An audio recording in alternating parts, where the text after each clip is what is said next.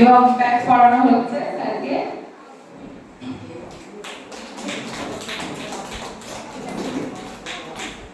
খুব সুন্দর মুহূর্ত, স্যারকে স্মারকীয় সম্মান জানানো হচ্ছে।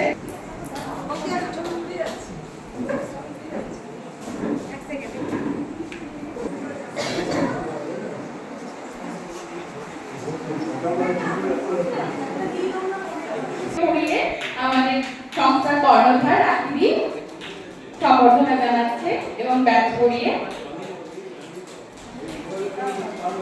দাদার জন্য রয়েছে একটি সুন্দর মেমেন্টো, একটা জোরে করতালি।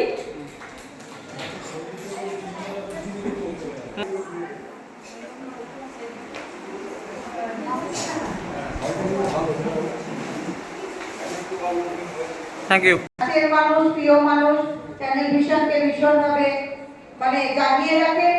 আর বিশেষ করে জেগে ওঠো গৃহবধূ ট্রাস্টে যেসব শিল্পীরা আজকে পিছিয়ে পড়েছে দূরদর্শনের মাধ্যমে, এবং সেটা আমাদের চ্যানেল ভিশনের ডিরেক্টর শামসের মল্লিকের দরুন সহযোগিতায় অনেকটা দূর পৌঁছাতে পারবে আশা রাখি।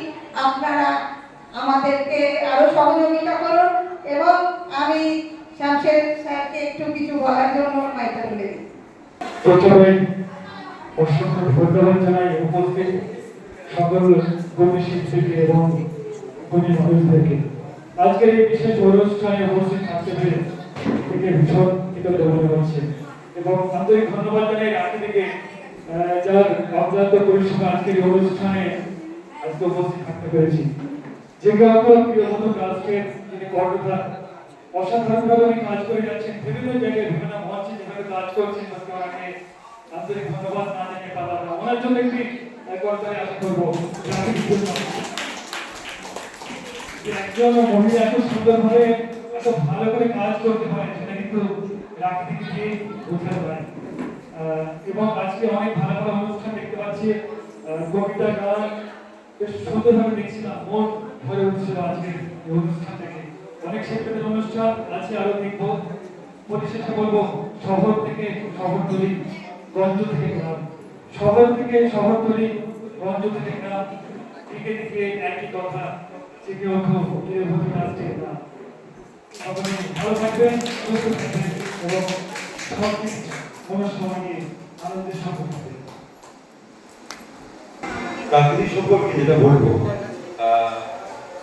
চ্যানেল ভিশনের মাধ্যমে ওনার সাথে পরিচয় এবং আমাদের এই কিছু অনুষ্ঠানে ওনাকে সঙ্গে পেয়েছি এবং ওনার যেগুলো আসতে অনেক ধনী শিল্পী আমাদের অনুষ্ঠানে অংশগ্রহণ করেছে এবং আজকেও বহু শিল্পী উজ্জ্বল উপস্থিতি, একদম বসন্তের একটা রঙিন রং আমাদের এই হলের মধ্যে ছড়িয়ে পড়ছে।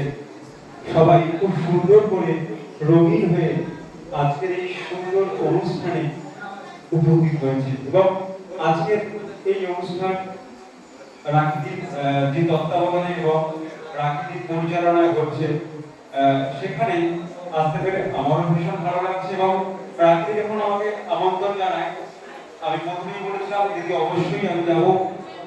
যদিও আজকে আমার চ্যানেলে কোনো কাজ ছিল না, তবুও রাত্রির জন্য আসা এবং রাত্রি যে আমাকে ডেকেছেন এটা আমাদের সবচেয়ে বড় প্রাপ্তি এবং সবচেয়ে বড় ভালো লাগা।